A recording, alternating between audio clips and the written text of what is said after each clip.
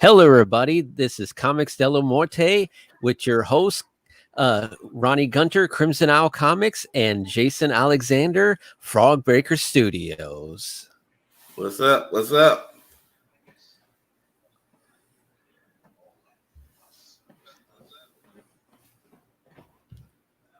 Oh, it's going to take a while to load.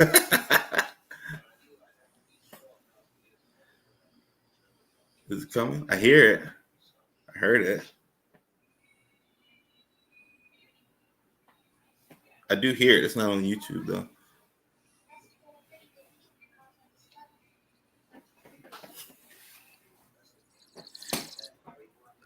All right. There we go. Awesome. All right. Well, today, this is it, y'all. We are in for Uzumaki now.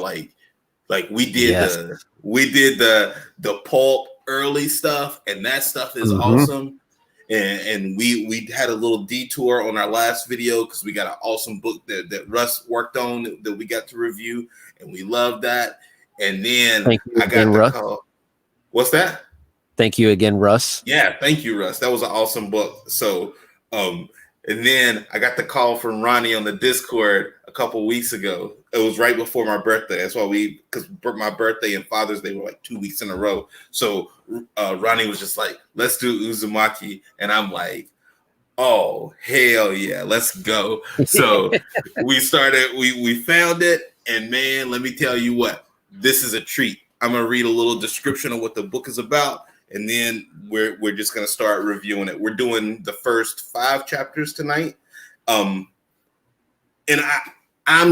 I know I've read pretty much the whole book, but I'm trying to behave myself tonight, and I'm going to try to go on the ride as much as I can and keep it just to these 5 chapters. So if somebody's never read this book, they can watch this video and get hungry for this book because it's like that. So let me read a description real quick. And first off, there is a link in the description for anyone who wants to read it and catch up with us. Yes. So you can even we're just giving a gist of the first 5 chapters. So if y'all want to read it with what we're doing, if you're watching this on the afterburn or whatever, you can. But you can also you'll be able to find these videos and you'll know pretty much how awesome this book is. So I'll read the description that Ronnie got wrote up for us real quick. It says Kurôzu-Cho, a small fogbound town on the east coast of Japan, is cursed. According to Shuichi Saito, the withdrawn boyfriend of teenager Kirie Goshima, their town is haunted not by a person or by a being, but by a pattern. Uzumaki, the spiral, the hypnotic secret shape of the world. It manifests itself in everything from seashells to whirlpools in water to the spiral marks on their bodies. The insane obsessions with Shuichi's father and the voice from the cochlea in our inner ear. As the madness spreads, the inhabitants of Kurôzu-Cho are pulled even deeper into a whirlpool from which there is no return. What? Like a spiral? Mm-hmm. Let's go. I'm ready. Y'all ready? Let's go. All right. Start us out. First impressions, chapter 1. The spiral obsession. The first 2 panels are in color, and then the book goes black and white. And the book is awesome. So yeah. Super subtle line work. Not subtle, but simple line work. But it never fails. It's strong throughout the book. It starts out with this Kirie Goshima. She's basically in the town, and it just starts out with her very, running into a whirlwind. Nothing major. And then as she's talking to her boyfriend, he tells her, oh, I'm sorry. One of my favorite pictures in the book is how close this guy is on that wall, just watching that snail crawl on the wall. And it's like that first moment in a horror movie that hasn't even got to the scary part, that you see something that you know means something, but it doesn't mean anything yet. Calder is in the chat. Yes, sir. What's going on, man? Thanks for stopping by. We're just talking about some spirals, man. I don't even see him. Yep. We're just talking about some spirals. So, like I said, you got this guy, he's looking at this spiral. She automatically knows that it's something not right. And I guess instead of just like giving y'all a play-by-play of the chapter, you look at this book and something that I've said several times is like, you don't know what's going on. You don't know what's going on in this book. And that's what makes it so awesome, because what's going on? How's it going, Frank? Thank you, man.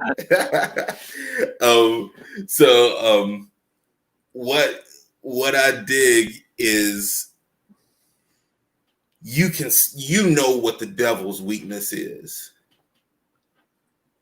And you know how to kill a vampire. Yes. How do you beat a shape? How do you beat a shape? Like, and so you're following like the perspective starts to pivot from this girl to the dad. And as the dad is like getting more and more obsessed with this spiral, and he's explaining it, and he goes to the artist, and he's like, you have the gift to Frank Sauce. I swear Captain Courage, or was it Captain Courage? I'm sorry. I was thinking wrestling. Captain Courage was he's like, I'm tempted to screenshot that he was actually in our chat. But no, but like you were talking about the swirl, and what I like so much about this horror comic is that this wasn't just a typical comic about some like movie slasher. We're going to make a comic book about a phobia. Yeah.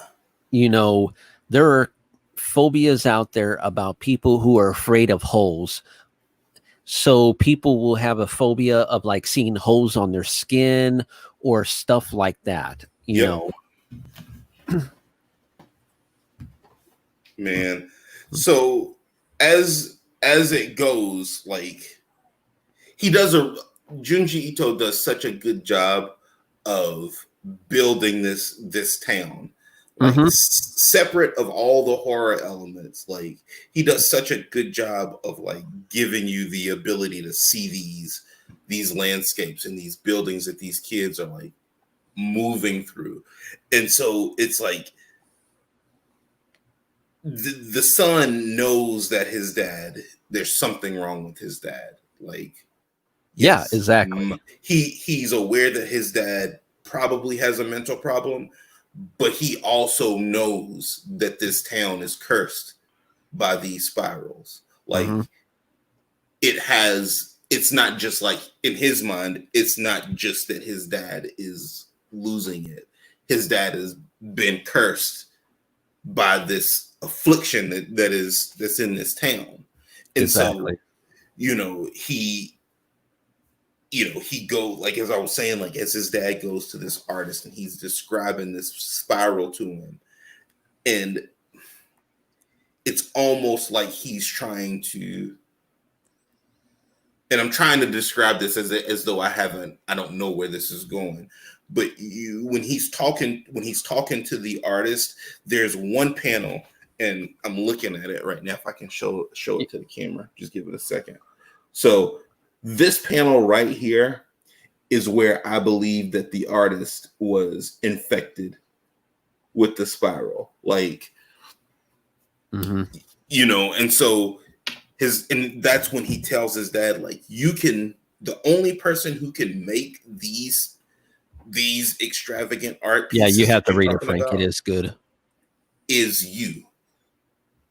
And so his dad starts making them, and his dad gets obviously obsessed with them to the point that he's got basically an art gallery room that's just spiraled out to death, and he's, he has to have spirals in his food. He Mm-hmm. has to have, even when he doesn't have spirals in his food, he's spinning his soup super fast and eating it while it's a spiral. Or And the bath.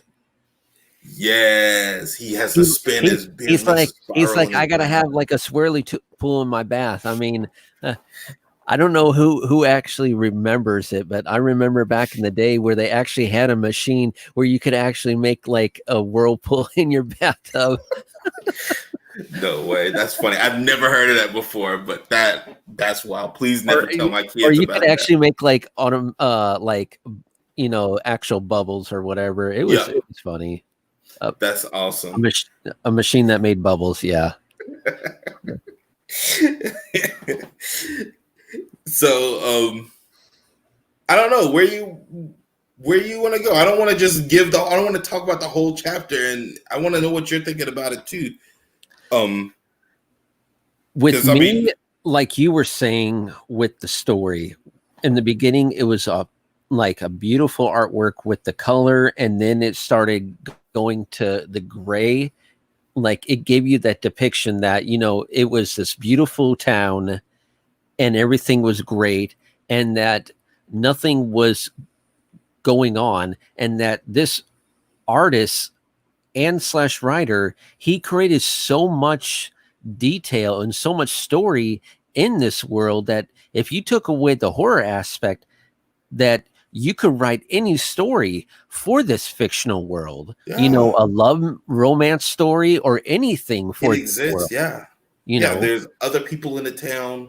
Yeah. It's like this town is alive. Yeah. And let me tell you something, Mean Gene.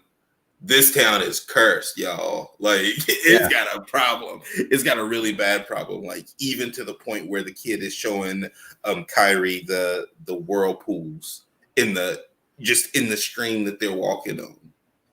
Yeah, exactly. Like you could literally see how there are like things going on in the water and everything that just doesn't make sense, but yet the whole town doesn't say anything because it's like normal to them. Kind of like how you have movies like with It, you see kids dying and pretty much people are okay with it because it's pretty much normal at this case. Same thing with Nightmare on Elm Street. Yeah. Mm-hmm. Yeah. So it's just, it's generational. It seems to be anyway, except for Dad, because Dad's a little wacky over the spirals, man. Like he's gonna beat his wife because she threw his art away because it had consumed him. Yeah, pretty much. Do you want to talk about like any artwork that really stuck out to you within the first chapter? Okay, within the first chapter,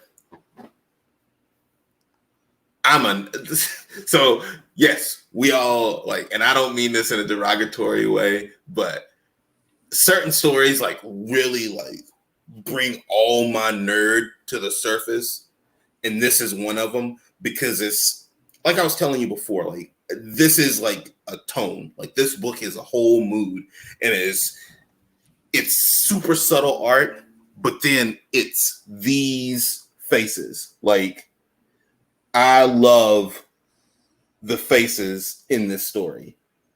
I feel like the characters all pop. I think that it's super simple art, but it tells so much. Like the girl with the light hair in the story.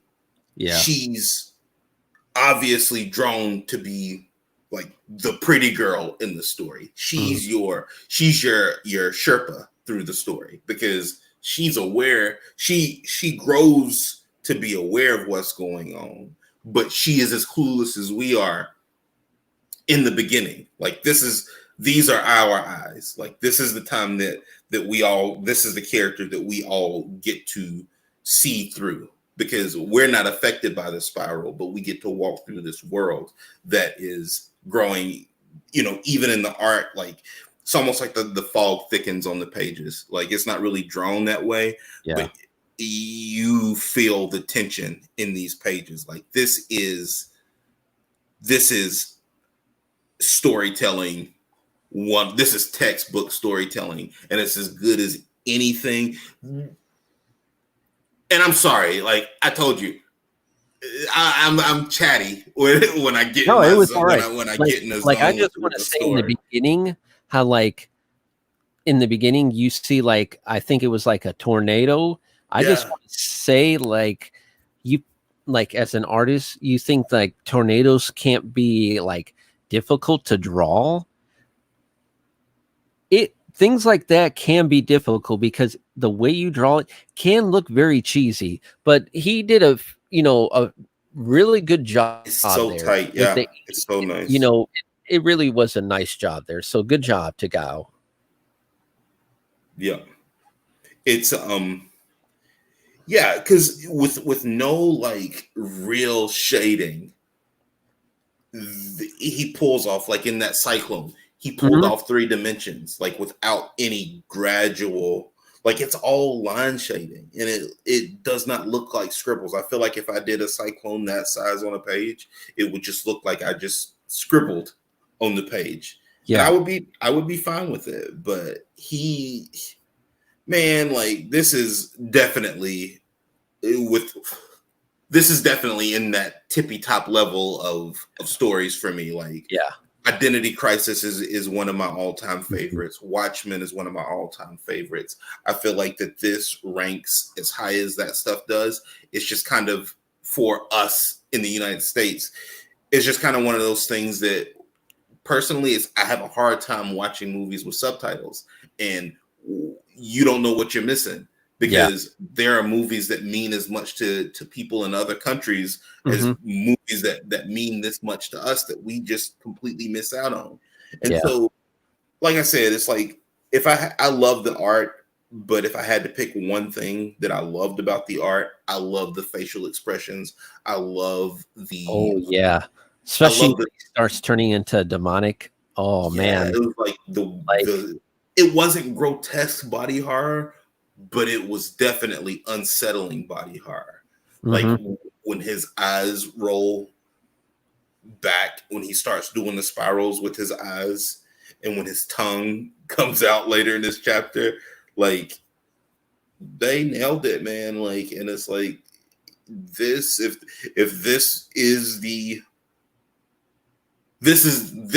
this book is why I want to do comics. Like this book is why I want to tell stories because Yeah, storytelling is this is awesome. true horror comics. A I mean hundred like percent. like that right there. That Yeah, that's horrifying. you don't need to know no more. You don't need You to know know. no more than that picture. Mhm. You know, And like the tongue, like you were talking about, as soon as I saw that tongue, I'm like, that's the thumbnail right there. you That's the thumbnail don't because need to know what the I mean, story's about. that's the spiral, that tongue, how it's spiraling, and you could just see like the juice just dripping from that tongue. And again, if y'all haven't seen this, this is all done in black and white, Yes. and And it's nailed. and after you read this book, they made a movie, so go watch that too. So, I don't know. I guess I'll just kind of continue with like this synopsis of this first chapter because Mhm. y'all, this book is that good. It really, Yeah. really is. So after the dad goes wild because mom threw away all of his spirals, he goes basically his the facade breaks. The facade of this being a fascination with drawing spirals and collecting spirals, Mhm. that all falls away when he says, "Nope, I'm going to be the spiral. It's me. He literally I'm going becomes to do it." yes, and he And so, literally becomes a piece of art in his yeah. eyes. So he starts to roll. He can roll his eyes into spirals. He can roll his tongue into a spiral. He starts to basically his body is changing, and so he vanishes. Shortly after that, he vanishes. and there's a funeral. He fell down some stairs and he's dead. Psych. He turned himself into a spiral, y'all. Like that's the official story. I don't know if you want to show him that scene. It's pretty graphic. Yeah. Okay. Show him on your tablet, because I can't show him on my tablet. So you go here, and then they found this tub. It looks like a well that leads to Pennywise, man. Right. So it goes there, and then they open it, and look at this nasty man. He's gross. He's in 2 panels, and he's in a spiral with his gross little spiral tongue hanging out of his mouth. Right. You know, and now you know, like, so it's like this is the last time that the story has a, like, this is where you click your helmet on. Like, you might have put your helmet on a little bit ago, but like once you see that, that's when you click that little thing on the bottom of your helmet, because you know you need it. And so they're at the funeral, and they cremate him. And when they cremate him, a spiral comes. Why wouldn't you open it? So the spiral comes out of the plume. Why would you ever sleep again after seeing that? So they see like where the cremation happens, and they're all looking up at the sky, and that's the end of chapter 1. We came pretty close to nailing that, Ronnie. Like, we're at 21 minutes. We did pretty good. If I had kept my mouth shut a little bit more, but it's worth it, guys. Like, okay, so chapter 1, that's the end of chapter 1. He gets cremated, and everybody's looking up at the sky. Dun dun dun. What happens next? They're having a funeral. Yeah. And oh my gosh, what they do like this just shows another piece of work, that this man is not just a great writer, but he is a great artist, because he's the real deal, man. Like, look at that. Like this man, like, I don't know if you ever seen the movie, what is it? It's an old 80s movie about zombies. And what happens is that if you burn the zombie's corpse, literally the zombies, like, fumes will go up in the sky, and it'll start raining. And once the rain hits the ground, all the dead will rise up from the ground. That's cool. That's a cool. So Night of the Living Dead, or Return of the Living Dead. Return, Frank said Return of the Living Dead. Return of the Living Dead. Yeah, and now, is that one of the George Romero? Yes, I believe so. I think I may have seen that like many moons ago. They would actually talk. Wow, that's nuts. But just to show, because once they burned the body, like, you saw ashes going into the sky, and the father's face started turning into like a formation cloud. Oh, let me find that picture. Yeah, I'll let you show it, because I got my phone, you got your tablet. Yeah. Look at that. That's amazing. Look at that face. That's like the Mummy right there. The one with Brendan Fraser, where Imhotep turned into like a cloud of smoke. That's amazing right there. Yeah. And so here's what was cool about this is to me is where the story started getting, like, they laid the foundation on the first story, but like this is like the ribs are out of the oven, and like this is where the sauce went on, because now not only do you have this mysterious death of this man who has been cremated, and before he died, he turned his body into a spiral, and now a spiral is coming out of the crematorium and settling in this pond. Mm-hmm. But this is happening, and it's like, this is very supernatural. But now you start to shift to this grieving wife who her brain is starting to break, and like this is something that like it's very, very sad, because this is something that you can I think see if happen to anyone's, people in I real think if life. anyone looked in the sky and seen that, anyone would break. Yeah, you know, and it's like she's screaming to her husband, because obviously she sees what we see. She sees his Yeah. face in the ashes, in the clouds. So she looks like she's losing her mind, but she looks like she's losing her mind. And to everybody else who this is not settled on them, that this is like a supernatural occurrence, they just think that she's going crazy. Yeah. And so she gets put in the hospital, and that's the primary scene of this chapter is this lady, this mom and this wife, or this newly widowed wife, in the hospital, and where he has a obsession with spirals, or he had an obsession with spirals that was a fascination. She has an obsession with spirals that is a phobia, like 1,000% a phobia. Like these spirals are him, and he's still coming to get her, because you have to remember, one of the last big things that happened with them before he died is he was getting ready to put hands on her. Yeah. If her son had to come home, he was going to beat her for throwing his spirals away.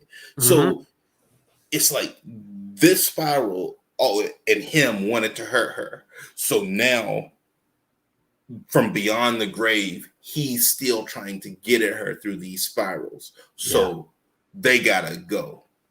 This is like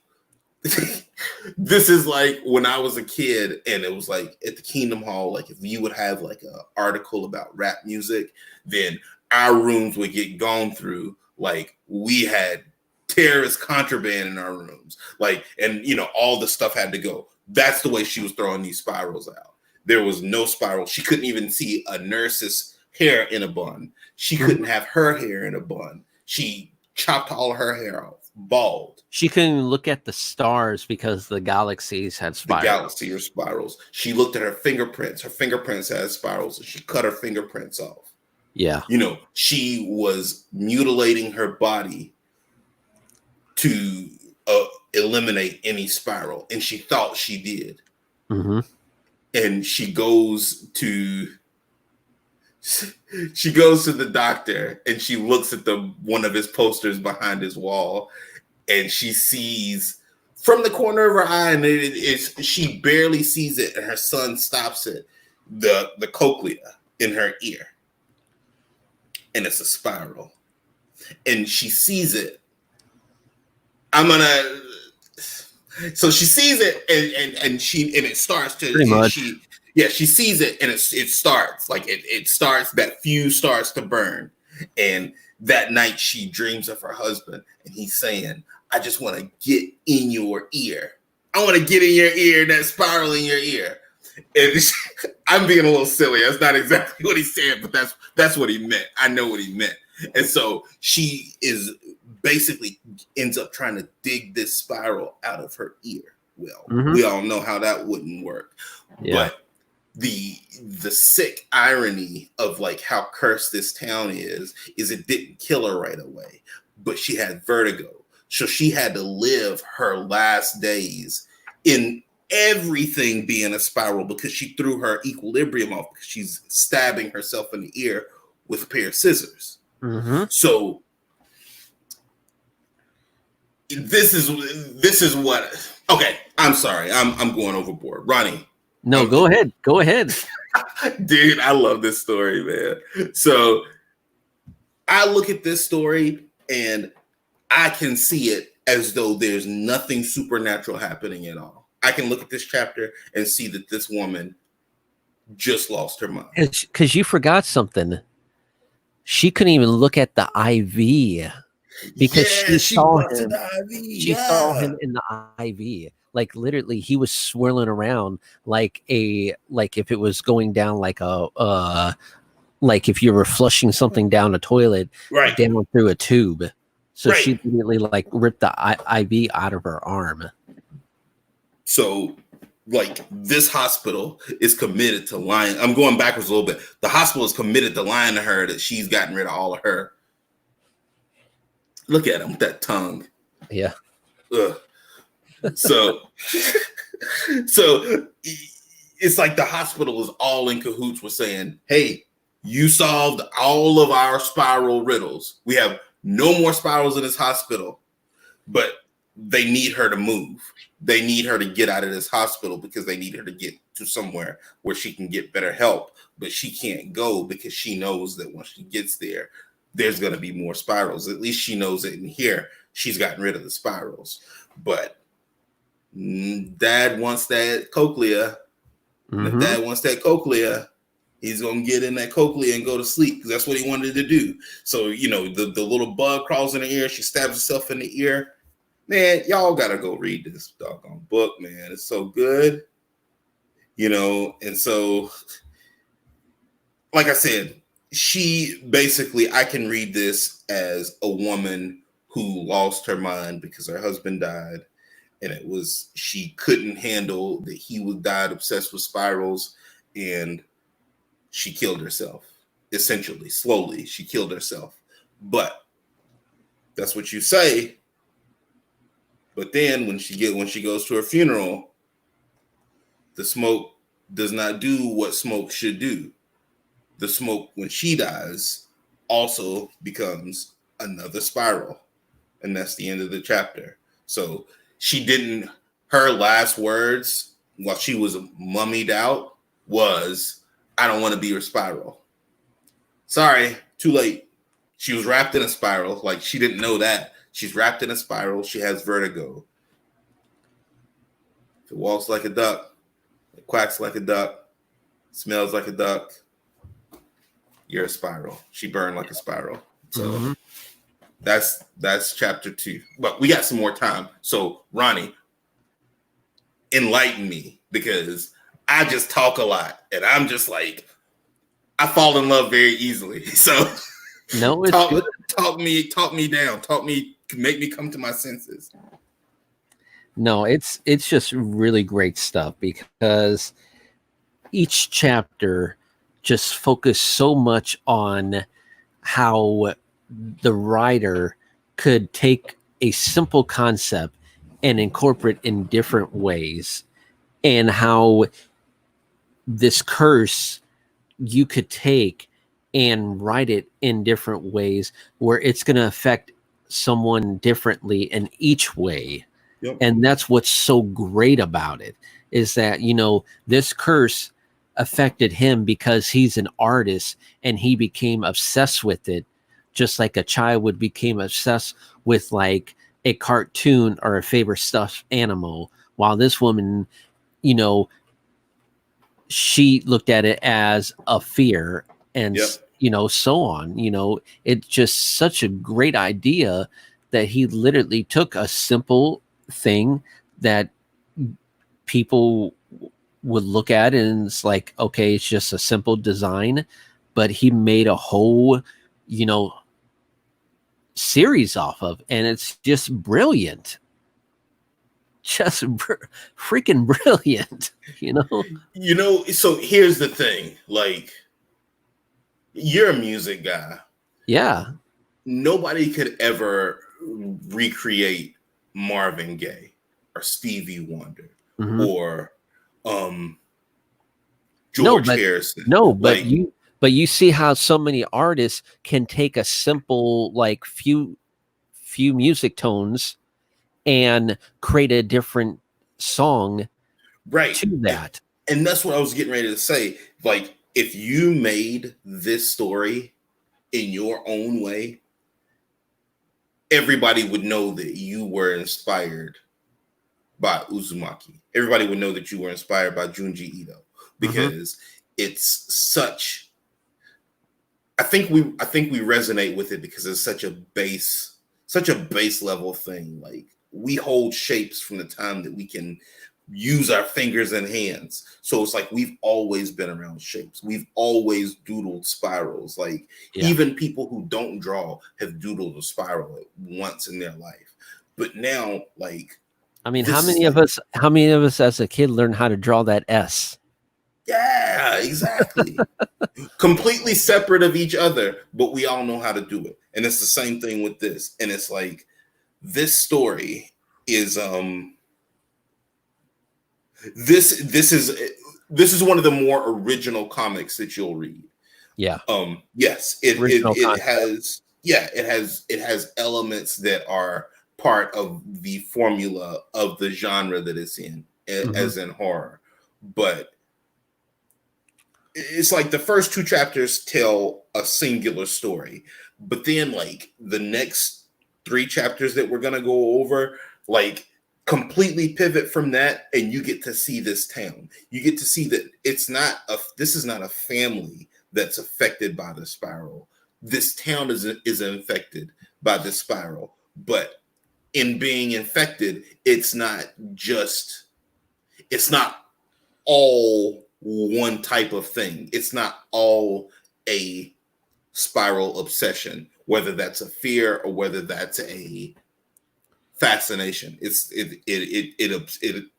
assumes different identities as the story goes on. Exactly. Yep. So I don't know. Are you anything else on chapter 2? Any favorite pictures? No, I showed all the ones I liked. Yeah, I can show you every page. So I feel like I'm saying enough. So if you want me to show, I'll show. But believe me, you go ahead. I mean, like, this is and I said it about the first chapter, The Ugliest Man in the World, in that first anthology book that we reviewed. But it's like, that first story was a writer's story. This is a writer's book. Like, this is a masterclass. Like, this, and the artwork it's fantastic artwork, but you can study this and it's achievable artwork. Like, it's nothing mind-blowing. It's not looking at Kingdom Come by Alex, with Alex Ross paintings. This is just, you're in it for the story. And so chapter 3, like, pushes that. Like, it challenges itself, because it has a formula. Like, they could have told the whole story through the eyes of this family that was affected by the spiral, and the son, who's the only family member left that has always been aware of this town's consumption by the spiral, but he's not affected by it like his parents are, or that you know of yet. You know what I mean? So where he's still around and he's fully aware of the spiral, but it's not consumed him the same way that it consumed his parents. So the next chapter goes to a high school, and the narration is all done through this. Is Kirie the girl with the light hair? Is that her name? I believe so. It's called, the chapter 3 is called The Scar. Scar, yeah. And so this starts in a high school for this girl that transferred from the town Midoriyama that they wanted to send the guy's mom to before she died. So she's transferred there, and she is the it girl, so to speak. Like, she's the pretty girl in school. No guy can resist her. Every guy that she's around, guys will break up with their girlfriends to be just around to be with her. Yeah, like, she's like, they're magnetized to her. Yeah. So eventually, the rumor starts that she's got a magical scar on her forehead, and that's why that's the shape like a moon, like a crescent moon, like that little cat on Sailor Moon. So exactly. So they say that once guys see that scar, then they can't resist her.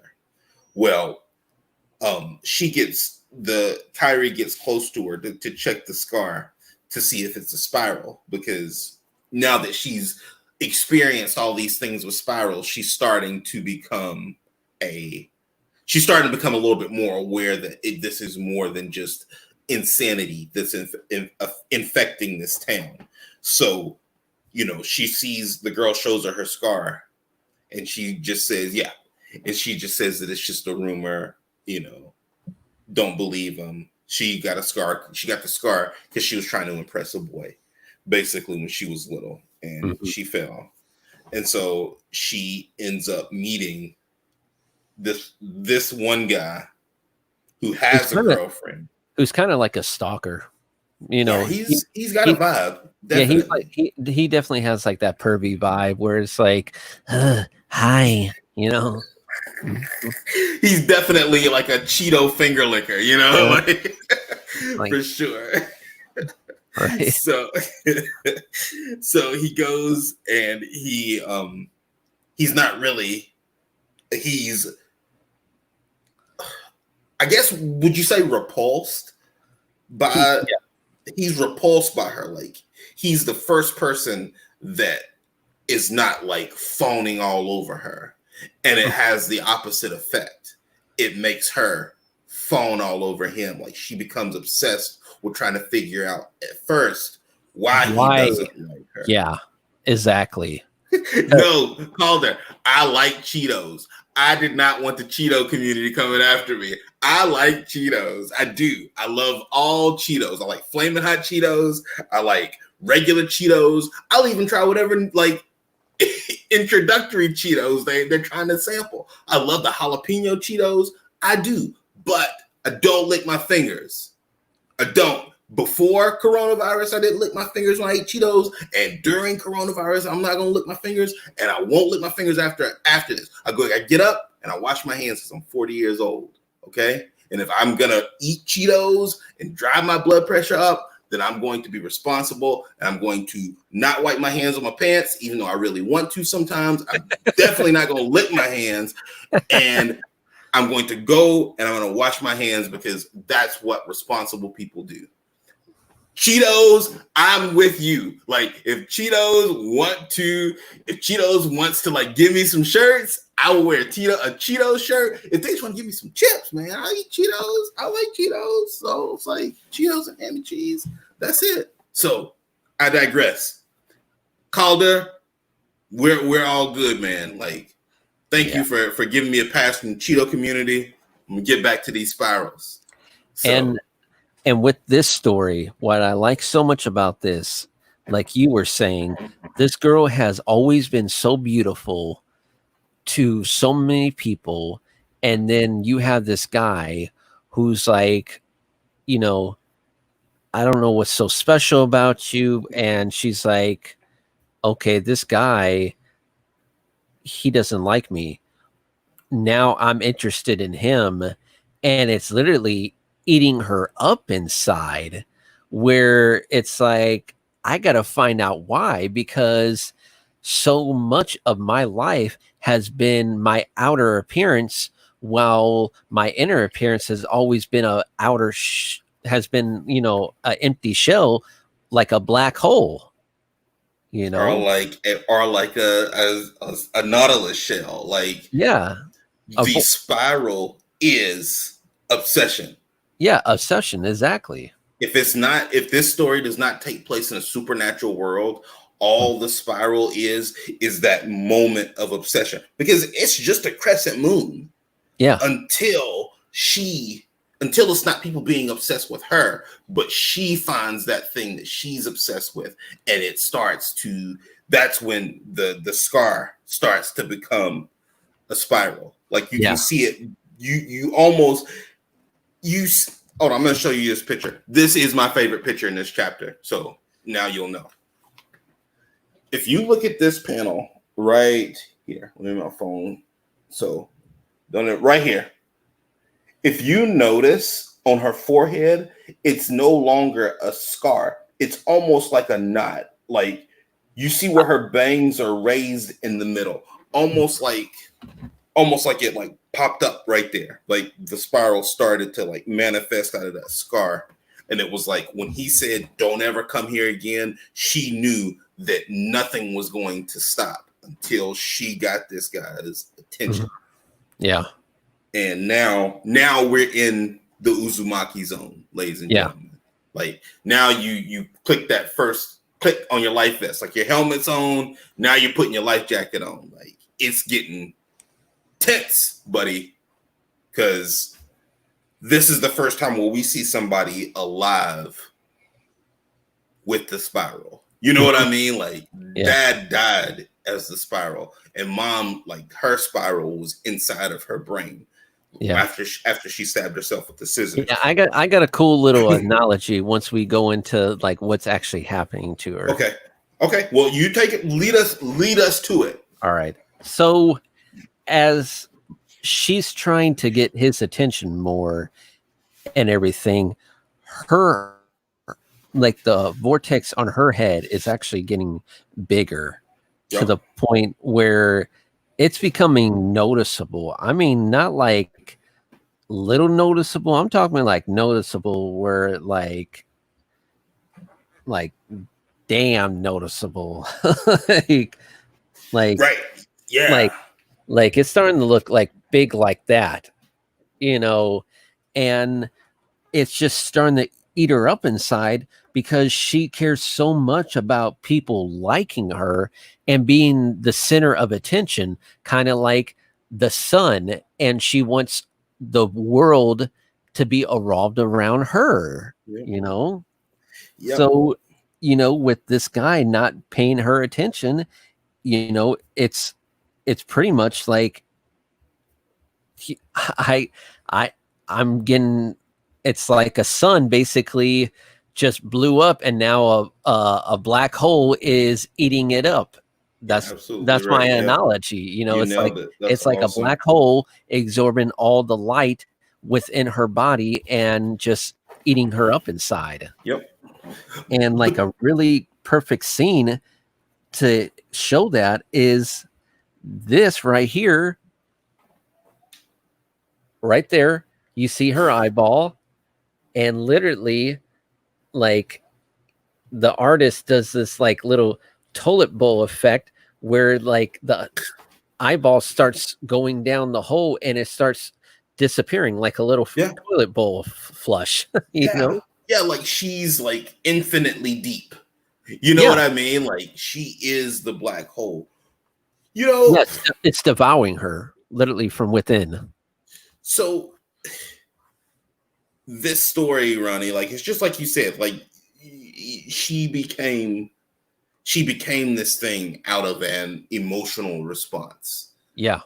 And it ate her alive, and it ends up, it's basically your emotions eating you up inside. Yeah. And it's like this literally, this book goes like, it's so, the horror is so multidimensional, like, because this is a perfect portrait of what greed will do. Because when everybody liked her, she was beautiful. When every guy wanted her, she was totally fun. When everybody phoned after her and she had friends that were girls, she had friends that were guys, guys wanted to be with her.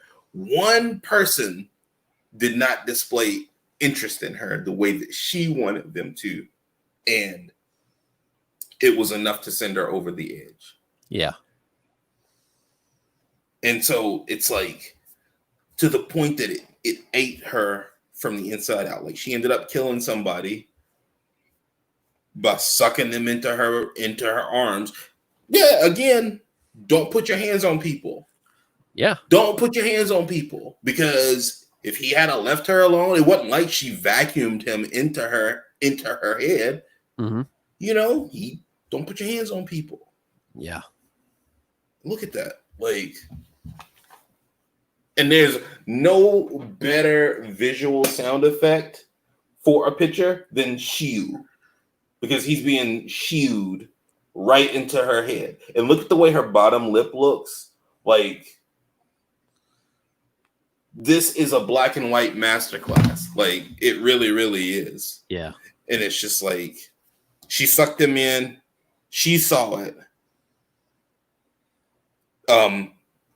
Again, the main character's friend whose parents just died, he he's always aware. Like he has a bird's eye view on this situation. It's almost like he expects this stuff to keep happening, because even before we saw anything, he said this town is cursed by spirals. And you don't really, at the time in the story, you don't really get that. But now you see, okay, his mom and dad died, so it would hit close to home to him. So he would feel like the entire town was obsessed with spirals, and he would see them everywhere. But now this is a complete separate location that the same thing is happening with. This town is cursed with spirals. This town has a problem. Is it in the fog? What is it? Who knows? Like, drinking water? Who knows? Who knows? Yeah. Is everything coming from this one place? Why is it in the drinking water? Why does the spiral smoke settle into this dragonfly pond? Is there a reason why? Should you use anything that comes out of the dragon pond or dragonfly pond? None of that stuff is discussed. She just, this pretty girl who couldn't get one guy's attention kills somebody and consumes herself to the point to where she's nothing. And then that's the end of chapter 3. Chapter 3 is as good as chapters 1 and 2. And chapters 1, 2, and 3 are ranked very high in consistency for anything that you would read that would go over multiple chapters. It's up there with it was storytelling and art wise. It's as good as anything that you're going to read, even if you don't read comic books. Like you can enjoy if you love horror movies and you are a horror movie person. You could definitely make a movie out of these 3. Just from these 3, and it'd been totally fine. Yeah. So chapter 3 goes on. Chapter 4 comes. Chapter 4 is you start to get a little bit more of this is more of a. So I guess I would say it's a callback to chapter 1. It's like it's the first reminder that it's the first time where you say, okay, the external things that are happening in this town are still linked to these 2 people from these 4 people in chapter 1, because this chapter is called The Firing Effect, and it deals with the family of the artist who the dad went and saw in the first chapter, that told him that he could make the art that he was looking for. And so the story starts and it says another cremation, another spiral in the air goes in the dragonfly pond, and this girl's dad stays in his kiln for days at a time, and he won't let anybody look in his kiln. He's right there at it. And, his wife says, let me take over for a little bit, because he's an artist, and she supports him. She supports what he does, because he makes pottery and stuff. But, she's like, look, you've been up so long. Let me just take a shift. Let me take this stuff out of the fire for you, and you get some rest for a little bit. But this pottery, oh my gosh, one of these potteries, it's like some of this pottery is like, yes, it has face, but this one pottery design, like he took some detail to make this pottery face look very scary and very like creepy. You're probably, one? Yes, that one right there. I mean, wow. He took his time. He literally made sure that, okay, I'm going to make it look like this pottery was sitting here with the cracks and everything, like it came out of the stove, and it has like the wear and tear that pottery sometimes has. And just, it's amazing. Yeah, it's solid. Like, so he's got this pottery like that, and it's got faces on it. And as they're looking at the faces, they realize that it's the mom and dad that died in the first 2 chapters. Like, Did he kill them? How did their faces get on the pottery? I'm sorry, I gotta plug in my tablet. I mean my computer. Well, not just that, but I think it's the girl too, because there's multiple faces. So it makes you wonder. It's like, why is this pottery have like all these people faces on it? So it's like, is this pottery curse or what's going on? You know? Yep. So, Shuichi goes to this artist's house, and he's obviously either not taking care of himself, or he's not capable of taking care of himself since his parents died, or he's not feeling like eating. But when he goes over there and eats, he realizes that they served him on a plate that had a spiral on it. Yeah, spaghetti too that could look spiral as well. And he is, obviously freaked out by it.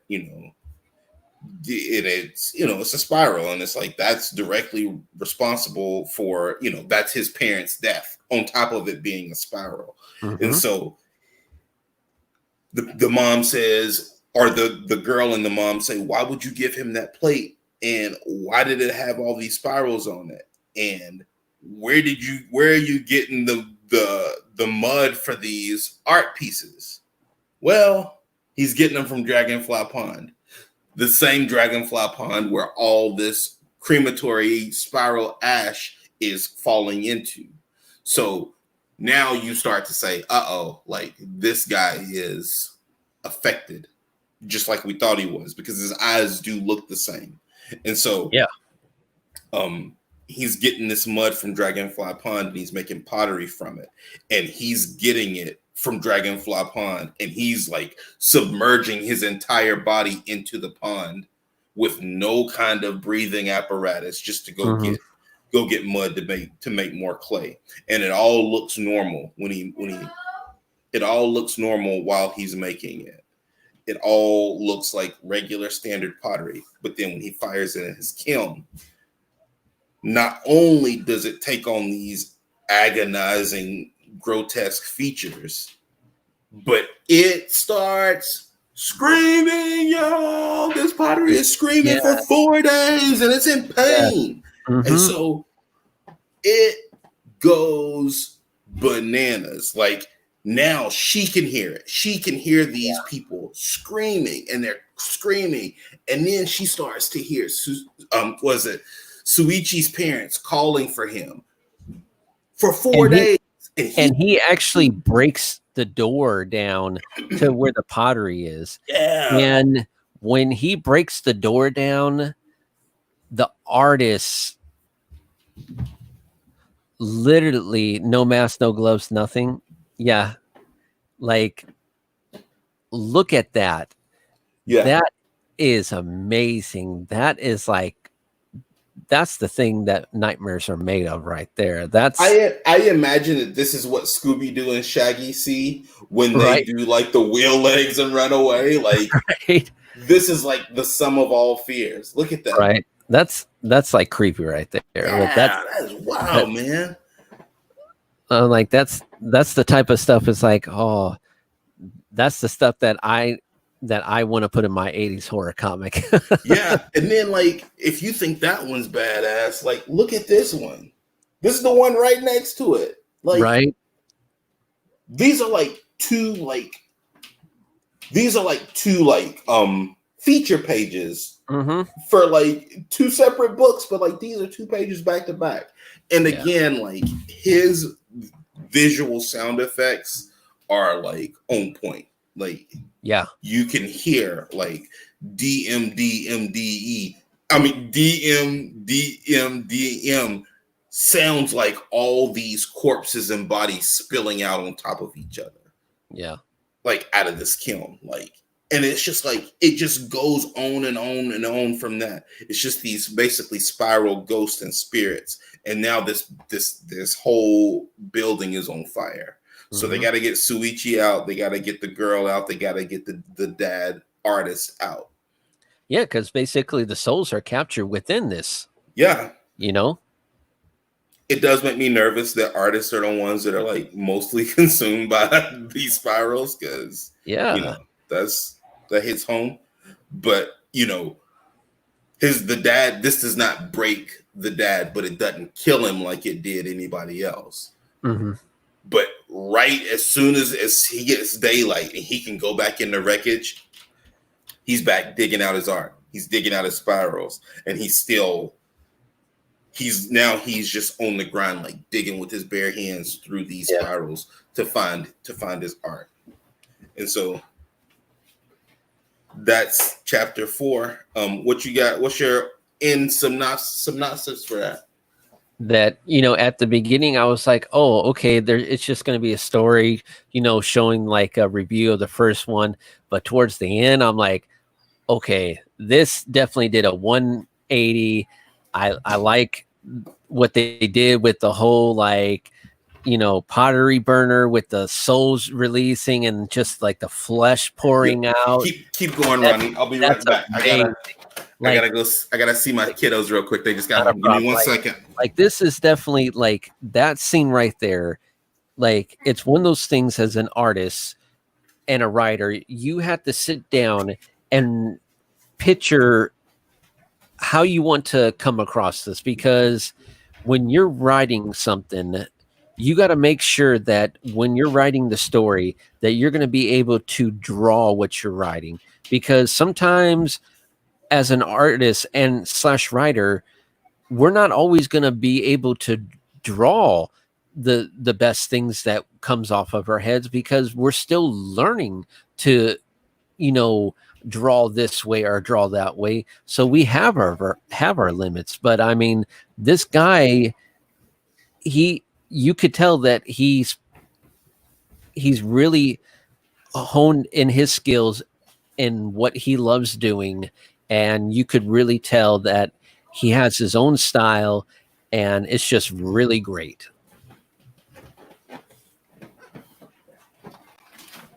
So yeah, I'm back. Not a problem. All right, what I miss? I was just talking about that.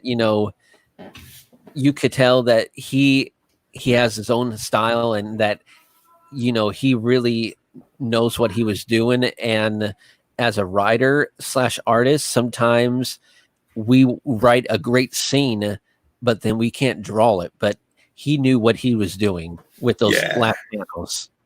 Yeah, like that scene right there reminds me of a scene that you would see at the end of the first Indiana Jones movie with the Ark of the Covenant. Yeah, when the Ark of the Covenant opened and it started melting everybody. Yeah, that's it. Yeah. I don't know. It's like it's stellar, man. Like, so chapter 5 is what? Twisted Souls? Yeah, Twisted Souls. Still in the same town. This was a love story popped out of the spiral in this chapter. Yeah. Basically, you got two families in your broke version of Romeo and Juliet. They live in like this really rundown village where the game of to keep these people down is to keep them divided, basically. And so in keeping everybody divided, these two families hate each other. But in that, as always happens, a boy and a girl meet and they fall in love, but they can't be together because their families won't allow it, to the point that their families have no qualms about beating these kids to keep them separate. But they keep finding a way to get together, and they keep finding a way to get together, and they keep finding a way to get together. Well, guess what? When you keep finding a way to get together, you become obsessed with getting together. And when you become obsessed, you call the spiral. And when the spiral hears you, it will show you a way that it can help you get what you want, and it gets what it wants. Yeah, because it's one of those things that this is like you were saying, this is about two people, two basically kids that fall in love. And it's one of those things is like, I'm going to take an idea of like two people falling in love, and kind of like those things is that, you know, when you fall in love, you kind of like become one. You start completing each other's sentences, and you want to do everything and like hang out and basically be, you know, be in each other's life every day. Right. And he took that idea and he made it into something that's like, oh, I just want to be single. Fuck this. You know? Exactly. Yep. Wow. That was good. Excuse my friends. No, I get it though. That's pretty funny. So yeah. So they see so they find this little shack that they basically just, this is where they go and they spend time. The love shack. The love shack. That's where it's at. I hear anyway. So they watch these snakes basically intertwine to each other. And it's not like they're fighting, and it's not like they're mating, you know, but they're not. And so they watch it, and I think that they got it. I think they got it right then. We as the readers didn't necessarily get it. I didn't get it right away. Yeah. But because he said that they're not fighting there, and then when he says there, they just watch these two snakes fall into a hole in just in the floorboards. So about this time, they make a plan to run away. And Kirie decides, you know, she overhears this and she sees their each of their fathers coming to get them. And their fathers, you know, put a whooping on the boy and they separate the kids. Yeah, they literally abuse him to the point where like they knocked him out. They literally abuse him where to his body literally becomes twisted and mangled. I'm like, child abuse. Yeah, 100%. They knocked him for a loop, literally, like in the middle of his body. Like, hold on, I'll show it. Oh, you don't see no fishing pictures. You don't see spiral pictures. So look at that. Your back don't do that. Your back shouldn't do that, especially if you're growing. You know what I mean? Like, this is a young man. And so they decide, you're separating us tonight. We're gonna find a way to be together forever. We're gonna escape. We're not gonna do this anymore. Yeah, look at that. Even worse. You know, but in that moment, you know that the spiral is in him. The spiral is in him, you know, and it's like it's showing him something. And it's showing his girlfriend something. So they make a plan, and Shuichi and Kirie help them. Basically, they try to help them find a way to escape, get away, get out of this town, get away from his parents. But the parents are on it. The parents are on it because sometimes shitty parents are better detectives than Batman. So they get to him, they stop him. But in knowing that they can't make it, and they're still whooping this little kid, like they're pounding him. Yeah. And their obsession, as right as it is, their obsession becomes more important than anything. Their obsession with being together becomes more important than anything. And we all know from the first 4 chapters that once that happens, then you're in the Uzumaki Zone. Yeah, so that they love each other so much that they weren't going to let their families tear them apart. Yeah, and that they were going to become one. And this is what happened. So they basically their spirals expand their bodies, kind of like how they became a Twizzlers. Twizzlers, pull and peel. Look at that. Yeah, this scene right here. Look at that. They're Twizzlers right there. Yep. So they end up binding themselves together like the two snakes did. and they know that they're going to be together forever. And then they go into the ocean and they are never seen again. And that's the first 5 chapters of Uzumaki. If you can't sleep tonight, don't act like it's for some other reason. You're scared, and that's all right, because it's a scary book. That means the book was good. Yeah. So be scared, enjoy it, because this is somebody scared you because they did their job. You know, that may not be pleasant all the time, but when you're reading and you're safe at home, this is a book to read, because like we were saying, this guy literally took a concept and found a way how to make a shape and make 5 different stories so far. And there's 20 chapters. So he literally found a way to write 20 different stories to make something amazing. Yeah. It's A1. It's as good as any.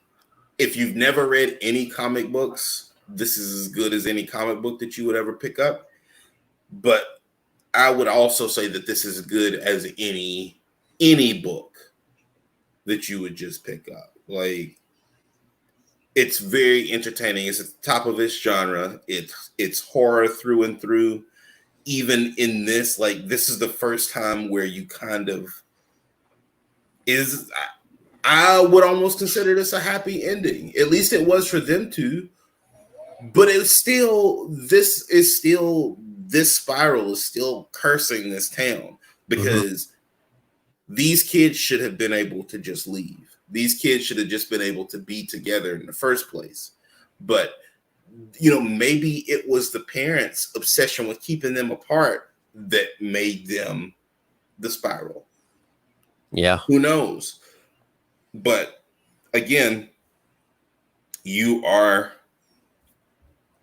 in a world where nobody knows anything. So you're in the Uzumaki Zone. You are in the Uzumaki Zone, and hopefully you left your helmet on and your life jacket on, and your fingers are clean. And don't drink the water, especially the dragon water. And like, if you're in this town, wipe your hands on your pants if you eat Cheetos. Don't lick your fingers, and don't wash your hands in the dragonfly pond water. Just this time you get a pass, but don't shake my hand.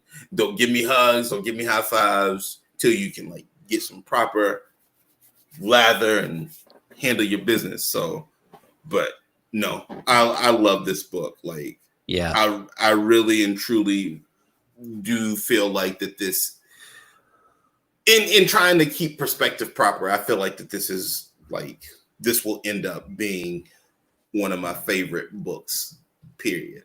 Because while I like Junji Ito's writing, this is his masterwork. Like, this book is the best of his stories, and he's got damn good stories. But this is the one that you introduce. You can figure out if you like the rest of it later, but you like this. It's kind of like, I was telling my son about Final Fantasy VII. I was like, I always thought I always thought that I liked Final Fantasy games. Yeah. But in reality, I like Final Fantasy VII. So I do really enjoy all of Junji Ito's work. But if Junji Ito's work was known by any other name, it would be known as Uzumaki. Kind of like how everybody calls Family Matters Urkel, because that was the show stealer. Yeah. I feel like this is why this channel exists, Ronnie. So thank you. Like, this is the stuff that you want to talk about. Like, if this is people's introduction one day to comic books, and specifically horror comics, like, they'll enjoy all of the other videos that we did. You know, they can enjoy Russ's book that he did with his other creators.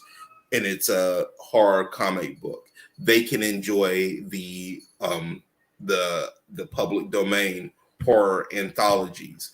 But if you want something that you can just go to a bookstore and grab today and get in at the tippy top of the modern era, I'm going to probably send people to this book in particular. Like this is horror comics introduced proper. Yeah, it's a really great manga. It really is. It's not overly gory. It's not hypersexualized, but it will scare you, and that's a job well done. Because it's one of those things when people are like, you know, I read a lot of like American comics, but I haven't read a lot of manga comics, especially like horror manga comics. What's a good book to recommend? I would definitely recommend this. You know, absolutely, 100%. This is a good starter one to start off with. Yeah, so much, and it's even good for older kids because it's not a lot of swears in it. It's not a lot of overly gross content in it. Yeah, but you know, a kid that can handle scary, that is ready for it. That's why I say an older kid. I would have no issues with my son reading this book in a couple of years, and he's 10 now. My kids, man, I never know what how they're gonna show up, like what reality they're gonna show up in. So it always catches me off guard. So, why are you wearing so many clothes? Good night. All right. Well. All right. Well, I guess that's my cue because I want to go see my kids before they fall asleep. But all right, we'll be back with 6 through 10 or 11 next time. Yep. And for everyone, this is going to be the regular showtime Friday nights. You know, because Jason, he's got things going on Sundays now, so Friday nights is the new showtime. Friday nights it is. All right. Still see you all next week on Comics de la Morte. Bye. Take care.